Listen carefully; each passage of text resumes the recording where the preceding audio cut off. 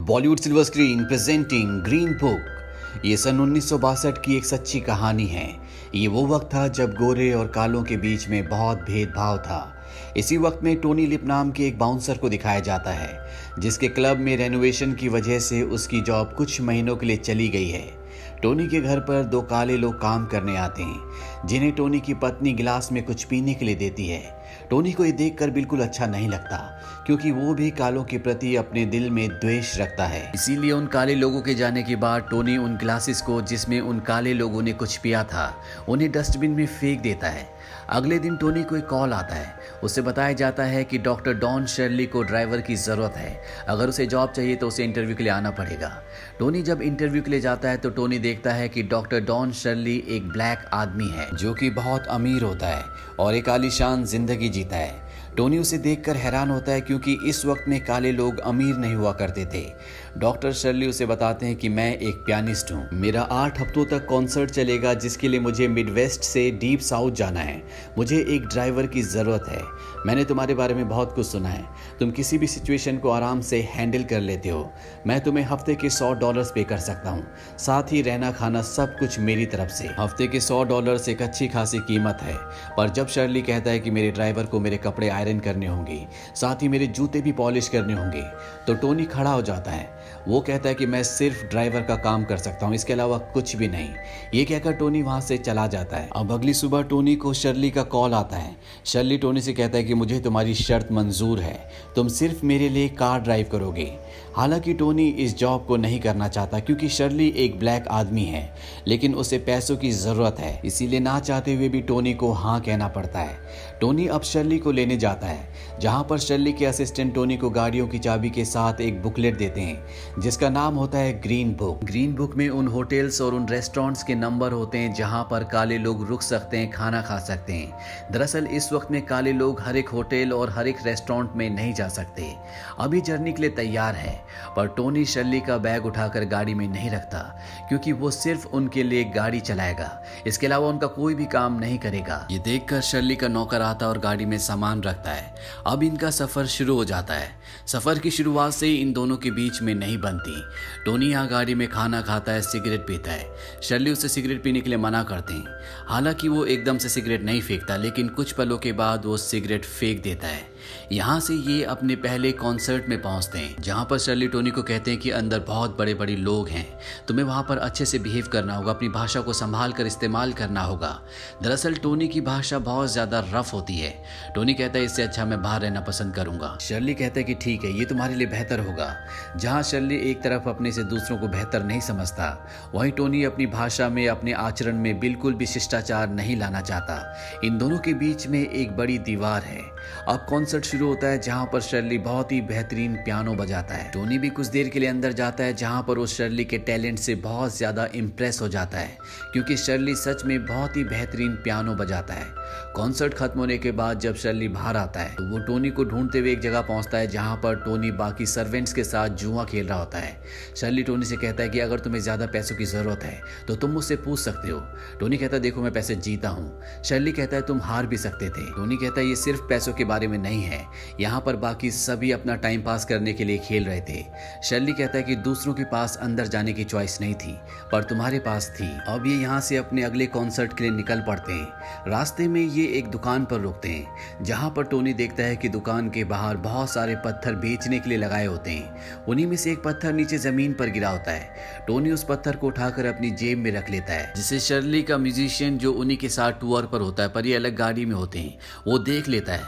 वो ये बात शर्ली को बताता है, और जब टोनी गाड़ी में बैठता है तो शर्ली कहता है कि तुमने वहां से एक पत्थर चुराया। टोनी कहता है कि मैंने कोई पत्थर नहीं चुराया, पत्थर जमीन पर गिरा था, बस मैंने उसे अपना लकी चार्म समझकर अपनी जेब में रख लिया। शर्ली कहता है या तो तुम उसके पैसे दो या उस पत्थर को वापस रख कर आओ। टोनी कहता है कि मैं ऐसा क्यों करूं? शर्ली कहता है कि तुम्हें ऐसा करने से अच्छा लगेगा। हालांकि टोनी पत्थर वापस नहीं रखना चाहता, पर शर्ली के जिद करने पर उसे पत्थर वापस रखना पड़ता है। अब ये अपने दूसरे कॉन्सर्ट पर पहुंच जाते हैं, जहां पर टोनी उस जगह जाता है जहां पर शर्ली को रात को म्यूजिक प्ले करना है। वो देखता है वहां पर पियानो बहुत गंदा है, साथ ही कॉन्ट्रैक्ट में जिस पियानो के बारे में लिखा होता है ये वो पियानो भी नहीं होता। टोनी यहाँ के इंचार्ज से कहता है कि डॉक्टर शर्ली सिर्फ स्टैनवे कंपनी का पियानो बजाते हैं, जैसा कि कॉन्ट्रैक्ट में लिखा है। वो पियानो कहाँ है? इंचार्ज कहता है कि यहाँ पर सिर्फ यही पियानो है और हम इस पियानो को बदलने वाले नहीं हैं। टोनी को इस बात पर गुस्सा आता है और वो एक खींच के उसे थप्पड़ मारता है, जिसके बाद हमें दिखाया जाता है कि शर्ली रात को कॉन्सर्ट में स्टैनवे कंपनी का ही पियानो बजा रहे हैं। कॉन्सर्ट खत्म होने के बाद ये दूसरे कॉन्सर्ट के लिए निकल जाते हैं। टोनी के दिल में शर्ली के लिए जो पहले भेदभाव था, अब वो बहुत हद तक खत्म हो चुका है। पहले जहां ये एक दूसरे से आर्गुमेंट्स किया करते थे, अब ये एक दूसरे से अच्छे से बात करते, अपने परिवार के बारे में एक दूसरे को बताते हैं। रास्ते में इन्हें KFC चिकन का शॉप दिखता है, जहां से टोनी बहुत सारा चिकन ले लेता है। वो शर्ली को भी चिकन खाने के लिए कहता है, लेकिन शर्ली इस तरह से गाड़ी में चिकन नहीं खा सकता। उसे खाने के लिए प्रॉपर टेबल और प्लेट्स चाहिए, लेकिन टोनी उसे कहता है कि तुम्हें भी इस तरह से खाना चाहिए, तुम्हें हर एक मूवमेंट को एंजॉय करना चाहिए, तुम्हें खाना ऐसे खाना चाहिए जैसे तुम्हारी जिंदगी का आखिरी खाना हो। शर्ली कहता है कि मैं इस तरह से नहीं खा सकता। टोनी कहता है कि तुम्हें खाना होगा, नहीं तो मैं चिकन तुम्हारे ऊपर फेंक दूंगा। शर्ली चिकन पकड़ लेता है और इसके बाद वो भी टोनी की तरह खाता है। ये दोनों के दोनों गाड़ी में चिकन को एंजॉय करते हैं। शर्ली कहता है कि मुझे बोन को कहाँ फेंकना चाहिए। टोनी गाड़ी का विंडो खोलकर चिकन की बोन को बाहर फेंक देता है। शर्ली भी ऐसे ही करता है, लेकिन जब टोनी कोल्ड ड्रिंक के गिलास को भी बाहर फेंकता है तो शर्ली उसे उठाने के लिए कहता है। टोनी गिलास उठा लेता है। अब इन दोनों के बीच में एक दूसरे के लिए जो ईगो थी, जो आर्ग्यूमेंट्स हुआ करती थी, वो लगभग पूरी तरह से खत्म हो चुकी है। अंधेरा होने के बाद ये दोनों ग्रीन बुक से एक मोटेल तक पहुंचते हैं, जहां पर रात को इन्हें स्टे करना है। टोनी जब अपने रूम में होता है तभी उसे बताया जाता है कि शर्ली को तुम्हारी जरूरत है। टोनी एक बार में जाता है, जहां पर वो देखता है कि शर्ली को कुछ वाइट लोगों ने पकड़ रखा है, वो उसे टॉर्चर कर रहे होते हैं। दरअसल ये बार वाइट लोगों का होता है। टोनी उन्हें शर्ली को छोड़ने के लिए कहता है, पर वो शर्ली को छोड़ना नहीं चाहते। टोनी कहता है कि अगर तुमने इस आदमी को नहीं छोड़ा तो मैं तुम्हें गोली मार दूंगा, और हाथ वो पीछे करता है। बार का ओनर भी टोनी की तरफ गन तान देता है और वो उन लोगों को जिन्होंने शर्ली को पकड़ा होता है कहता है, इस आदमी को छोड़ दो। टोनी यहाँ से शर्ली को अपने साथ बचा कर ले जाता है और शर्ली को कहता है कि आज के बाद तुम मेरे बिना कभी भी कहीं भी नहीं जाओगे। शर्ली टोनी से पूछता है कि तुम्हारे पास सच में गन है? टोनी कहता है कि नहीं, मेरे पास कोई गन नहीं है। अब अगली सुबह ये अगले कॉन्सर्ट के लिए निकल पड़ते हैं, जहाँ रास्ते में इनकी गाड़ी खराब हो जाती है। और जब शर्ली और टोनी गाड़ी से बाहर निकलते हैं तो पासी के खेत में काम कर रहे ब्लैक लोग ये देखकर हैरान हो जाते हैं कि एक ब्लैक आदमी के लिए व्हाइट आदमी काम कर रहा है। ये इस वक्त में एक बहुत बड़ी बात होती है। इसके बाद ये अगले कॉन्सर्ट तक पहुंच जाते हैं, जहां पर सब इनका स्वागत करते हैं। रात को कॉन्सर्ट के बीच में ही शर्ली को वॉशरूम जाना होता है, लेकिन उसे यहाँ का वॉशरूम यूज करने के लिए मना कर दिया जाता है। बाहर एक गंदा सा वॉशरूम होता है। शर्ली को कहा जाता है कि आप वहां जा सकते हैं, पर शर्ली मना कर देता है। वो कहता है कि मैं अपने होटल जाना चाहूंगा। इसके बाद वो सिर्फ वॉशरूम करने अपने होटल आता है। जो बात टोनी को बिल्कुल समझ नहीं आती, वो शर्ली को कहता है कि तुम वहीं झाड़ियों में वॉशरूम कर सकते थे। शर्ली कहता है कि तुम नहीं समझोगे। शर्ली होटल से वापस कॉन्सर्ट जाता और अपना शो पूरा करता है। अगली सुबह दिखाया जाता है कि टोनी अपनी वाइफ को लेटर लिख रहा होता है। दरअसल वो बार बार अपनी वाइफ को लेटर लिखता है क्योंकि वो उसे बहुत मिस करता है। शर्ली उसका लेटर देखता है और उसे बताता है कि तुमने डियर की स्पेलिंग हिरन वाली लिखी है। दरअसल टोनी के लेटर में स्पेलिंग की बहुत ज्यादा मिस्टेक होती है। साथ ही उसने अपने लेटर में अभद्र भाषा का भी इस्तेमाल किया होता है। इसीलिए शर्ली कहता है कि जो मैं कहूंगा तुम्हें वही लिखना है, और इसके बाद वो उसे बताता है कि उसे क्या क्या लिखना चाहिए। इस लेटर को पढ़कर टोनी की पत्नी बहुत खुश होती है क्योंकि इसमें बहुत रोमांटिक बातें लिखी होती हैं जो टोनी ने आज से पहले कभी नहीं लिखी थी। इसके बाद टोनी और शर्ली अगले शहर पहुंच जाते हैं। रात को टोनी जब अपने कमरे में होता है तो पुलिस स्टेशन से उसे कॉल आता है। उसे बताया जाता है कि शर्ली को गिरफ्तार कर लिया गया है। टोनी जब पुलिस स्टेशन पहुंचता है तो वो देखता है कि शर्ली वहां पर एक आदमी के साथ बिल्कुल न्यूड हालत में बंधा हुआ है। यहाँ पर टोनी को समझ में आ जाता है कि शर्ली गे है। पुलिस शर्ली को नहीं छोड़ना चाहती, पर टोनी उन्हें रिश्वत देकर शर्ली को छुड़ा लेता है। शर्ली को ये बात बिल्कुल पसंद नहीं आती कि टोनी ने पुलिस को रिश्वत दी। ये शर्ली के उसूलों के खिलाफ है, इसीलिए वो टोनी से आर्ग्यूमेंट्स कर रहा होता है। टोनी कहता है कि तुम मुझे थैंक्स कहने के बदले मुझसे आर्ग्यूमेंट्स कर रहे हो। वो लोग तुम्हारा करियर पूरी तरह से हमेशा के लिए खत्म कर देते। टोनी और शर्ली एक दूसरे से नाराज हो जाते हैं। अगली सुबह दिखाया जाता है कि ये अपने अगले शो के लिए एक होटल पहुंचते हैं, जहां पर टोनी के दोस्त मिलते हैं। वो देखते हैं कि टोनी एक ब्लैक आदमी के लिए काम कर रहा है। वो टोनी से कहते हैं कि तुम इस आदमी का काम छोड़ दो, हम तुम्हें इससे अच्छा काम दिलाएंगे जहां तुम्हें पैसे भी डबल मिलेंगे। टोनी कहते हैं कि नहीं, मैं अभी ऑलरेडी बुक्ड हूँ, मेरे पास अच्छा काम है। उसके दोस्त कहते हैं कि रात को 8 बजे हमें बार में मिलना। रात को 8 बजे जब टोनी बाहर जा रहा होता है तभी शर्ली उसे रोकता है। वो टोनी से कहता है कि तुमने अपना काम बहुत अच्छे से किया, क्यों ना तुम मेरे रोड ट्रिप मैनेजर बन जाओ, मैं तुम्हारे पैसे भी डबल कर दूंगा, बस तुम जॉब मत छोड़ना। टोनी कहता है कि मैंने तुमसे कमिटमेंट किया है, जब तक कि कॉन्सर्ट खत्म नहीं हो जाता मैं काम नहीं छोड़ूंगा, मैं सिर्फ अपने दोस्तों से मिलने जा रहा हूँ। टोनी जब जा रहा होता है तो शर्ली उससे रात के लिए माफी मांगता है, साथ ही उसकी मदद के लिए उसे थैंक्स भी कहता है। इन दोनों का रिश्ता अब पहले से भी ज्यादा अच्छा हो चुका है। इन दोनों की आंखों में एक दूसरे के लिए रिस्पेक्ट है। ये दोनों यहाँ पर शो करने के बाद अपने अगले शो के लिए निकल पड़ते हैं। रात को बहुत ज्यादा बारिश हो रही होती है, इसीलिए रास्ता भटक जाते हैं और तभी पुलिस वाले इन्हें रोक लेते हैं। वो देखते हैं कि एक व्हाइट मैन ब्लैक मैन के लिए गाड़ी चला रहा है। ये बात पुलिस वाले को बिल्कुल अच्छी नहीं लगती। वो कहता है कि सनडाउन सिटी में रात को कोई भी निग्रो नहीं घूम सकता, उसे गाड़ी से बाहर निकालो।